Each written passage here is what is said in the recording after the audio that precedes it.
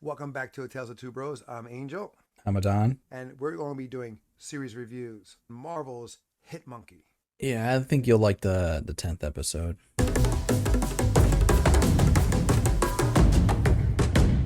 Spoiler alert, y'all.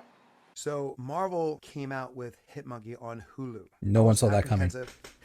No, no. Well, the thing is, I was a little surprised because why would it bring it on Hulu if they have Disney Plus? Then I saw the episode. Oh, you didn't know I about go, Hitmonkey what? beforehand? No, I Oh, did not know about Hit Monkey beforehand. oh, I knew about him from Deadpool See, and Spider-Man, I made actually. he looks sounds familiar, but I missed it. I'm surprised. Now this is Marvel's second, I believe, series on Hulu since Marvel was purchased by Disney. First they came out was MODOK, the claymation animation, and then this. And again, this came out just around the same time, or if not the same weekend of Cowboy Bebop. Yeah, No, it two was the same shows. week. It was just a few days before Bebop. Okay, now it being on Hulu gave it more freedom because it is not exactly the Disney brand. It does not follow the Disney brand. There's cursing here. Yeah, no, Ultra violence. yes. I was like, holy crap. I was like, yeah, this is why they can't be on Disney. So I was gonna say, like, if MODOK wasn't a good sign that like Hulu is a good platform for our material, Hitmonkey is definitely is gonna explain that, because a lot of people were like, oh, Disney's not gonna do our material because it's Disney, and I think they're using MODOK, Hitmonkey, and like smaller projects to be that beta test on Hulu to see how well it does, because Hulu also has like the other franchises like from Fox, like Legion, the Runaways, and so forth like that. But yeah, kids, this is not for you. This is gonna be for the adults. It's much more mature. I mean, granted, there is no sexual content. Yeah, no nudity that I remember. All it is about Ultra violence violence. and revenge. Yeah. It's a revenge story. I like the voice acting. I was glad to hear Ted Lasso. Jason Sudeikis. I did not know he was in it. And then I was starting to watch it. I'm I like, did. damn, his voice sounds familiar. I knew because I saw the preview for this, and I told you about it, and I recognized the voice. It was Jason Sudeikis doing the voice of the hitman that befriends the monkey, and then you have Olivia Munn in it, and I kind of like that this takes place in Japan. Well, I think that's Had also a because of the breed of monkey that he is. no true. But what I'm saying is like the actors that played Oh, yeah. characters were Asian. Granted, Olivia Munn doesn't sound Asian, but she's Asian. Yeah, that's true. Where everyone else did have that Asian accent, Japanese accent to be more precise. And of course, Jason Sudeikis playing a white guy. I love the fact towards the end of the season who they brought in. You had Lady Bullseye. Oh, awesome. I thought you were gonna. No, they just Silver brought in Samurai. so many deep cuts. Silver Samurai. And in one episode, they on a news reel, AIM and MODOK is not mentioned but displayed. True. There was the fat cobra. Yes. Who was like, I didn't even know about his character. I remember Lady Bullseye. It took me a minute to remember her, but then Yukai. Well, I recognized her right away when she put the mask on. Mm-hmm. When she was throwing the hairpins, hitting area, I was like, that's Lady Bullseye. And then when she put the mask on, it just confirmed it. That Cobra, the guy in the pit, right? Yeah. Right. Isn't he from Iron Fist? Or am I wrong on that? I want to say Shang-Chi. I think he's a character from the Shang-Chi Master of Kung Fu comics. We'll double check that. But granted, now we just finished talking about Cowboy Bebop and how good the anime was. In comparison, the animation here sucks. Okay, so, and that was the trippy thing, because when I watched this, the first episode, It reminded me of the animation style of Archer. Similarity there. It's not Die Hard to it, but it felt choppy. It wasn't smooth. Yes, they're like right. Except for the action scenes, that got smooth. True. When they talked or when they walked, it felt like they were missing a couple frames, and that took me out of it a little bit because I'm focusing on that. I'm focusing on the choppy movement. Story great, acting great. Yeah, actually, the story is really crisp. When the action happens, yeah, it is like, holy. The granny, the old woman. Oh my God. That's a perfect example. For those who haven't seen the show, just get to the point where there's an old woman that has to do some fighting, and you're going to be like, this show is about this. It's like the second episode. It solidifies what you're going to be entailed to for the rest of the season. There was one point where I was like, oh my God. And it's with the animals fighting against each other. Oh yeah. That little one that got hit with the rock. Mm-hmm. Dude, I just broke my heart. Funny enough, it did have some emotional moments that they were able to No, pull yeah. off. I mean, you can see because you have, Hitmonkey. Boy's gone through a lot. He lost his whole tribe, Which is essentially his family. and he had another one, and then he realized that he went down a path that he can't return. And so him and Bryce. they have a bond. He finds out that like that's his family. Well, not just with Bryce, but also with Olivia Munn's character, who he befriends later, early on in the beginning episodes. Wait, did you finish Hitmonkey? No, I'm on episode. I just finished episode 9. Okay, so you're one episode away. I'm not gonna put any spoilers out for you because, well, it's only 30 minutes, but there's some curveballs in that last episode. So I'm gonna leave that. Really? Yeah. The fun thing is, like I said, I got familiar through his character from watching like Spider-Man cartoons, which they would occasionally have like Deadpool involved. Mm-hmm. And I want to say then there was Spider-Man Deadpool comics where they like co-opt. And there was I remember him. Now I remember him because I'm thinking of the comics yeah. with Deadpool, and I'm looking at I can see a cover that he's jumping in. Yeah, and it like Hitmonkey was one of the few characters that Deadpool openly admits he's like, I'm not afraid of anybody.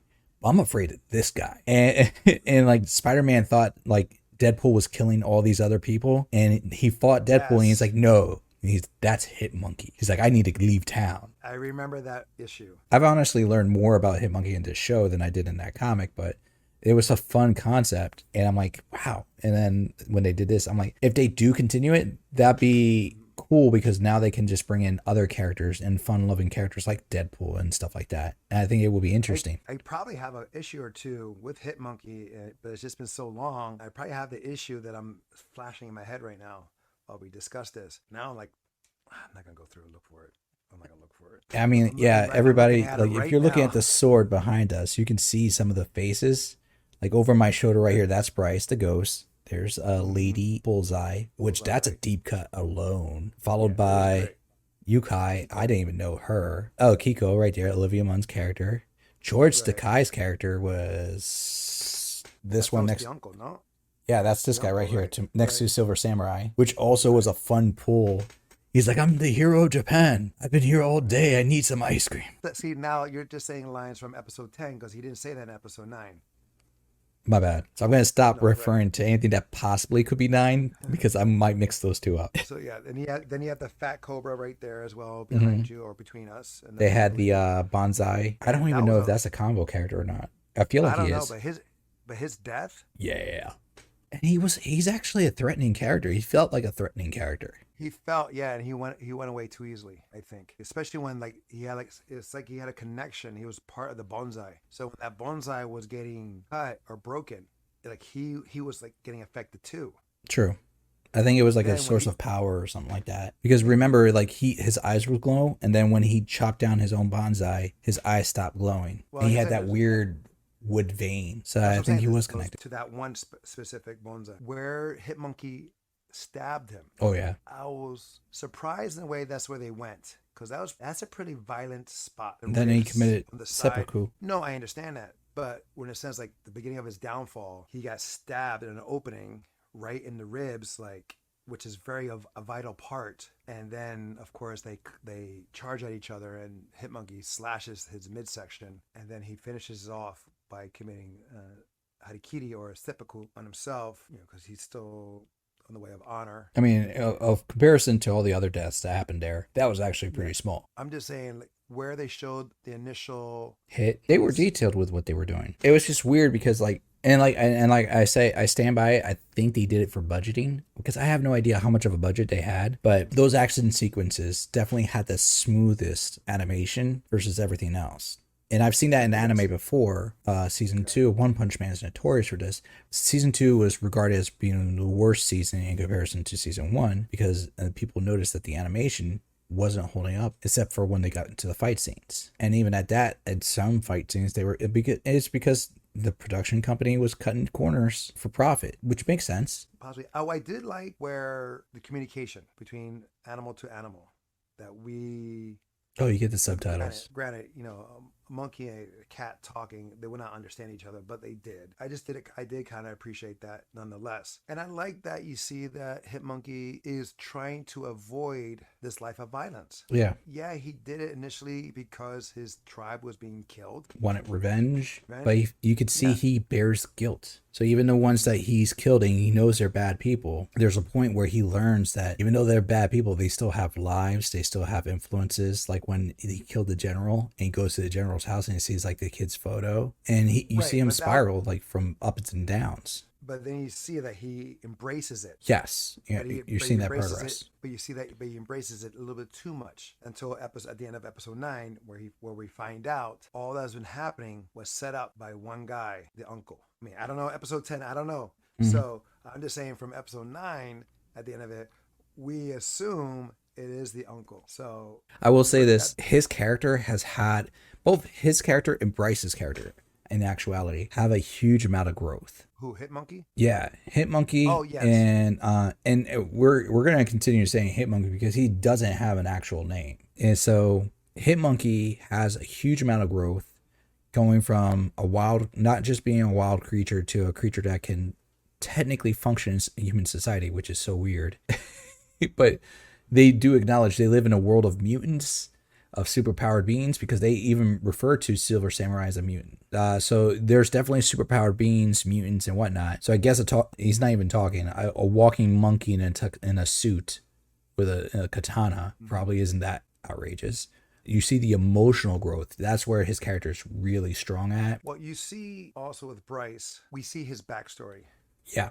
And in episode 8, not how he became a hitman, but more of what led him into that lifestyle. And more importantly, what emotionally built him into the character that we see. Because when you first meet him, before you even know he's a hitman, you can tell he's emotionally not stable. He's struggling to make connections with people. He's a dick. He's a dick, but he's also like like when he's first talking to people, he's like, I'm part of a program. I can't talk about much, but like it has these initials. I'm trying to open myself out. I'm trying to be more honest. Talking to the bellhop, he's like, you guys want to hang out? We can have drinks, and they all leave. And he's like, I'm on my own again. Like you could see he lives a very isolated and lonely life. Right. Again, the life of a hitman is not a life of luxury and celebrity. Exactly.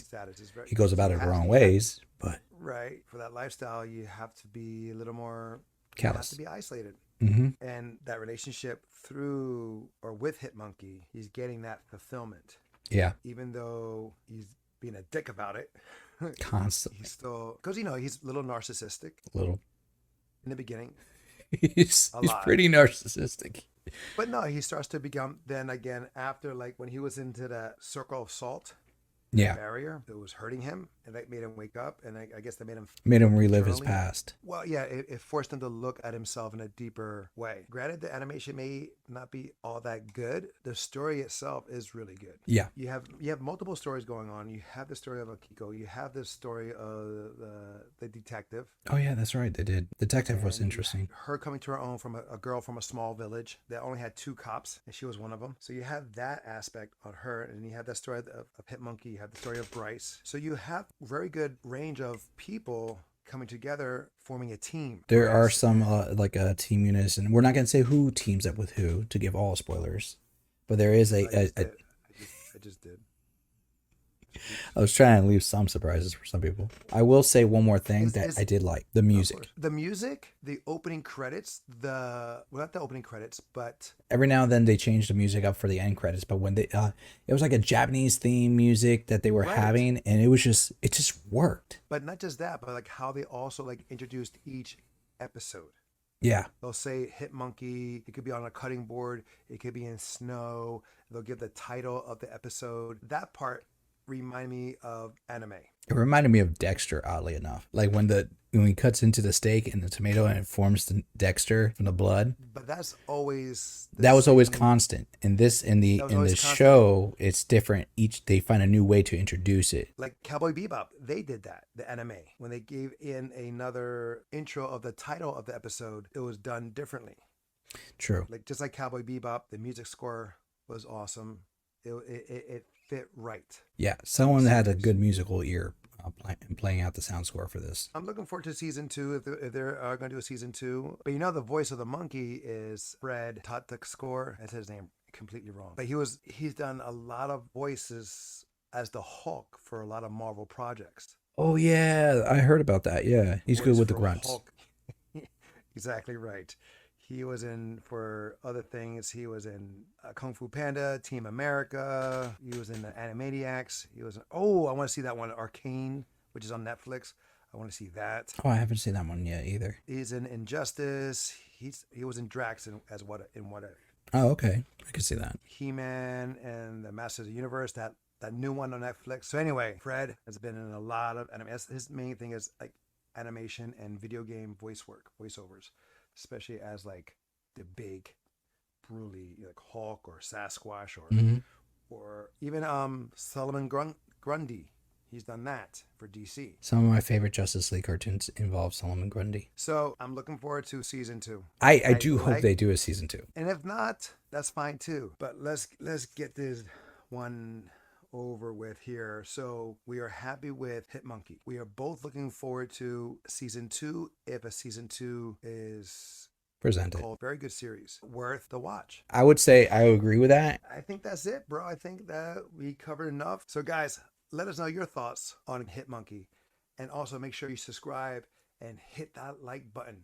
Until next time, we'll be the next time. I'm Angel. I'm Adan. Love you, bro. Love you.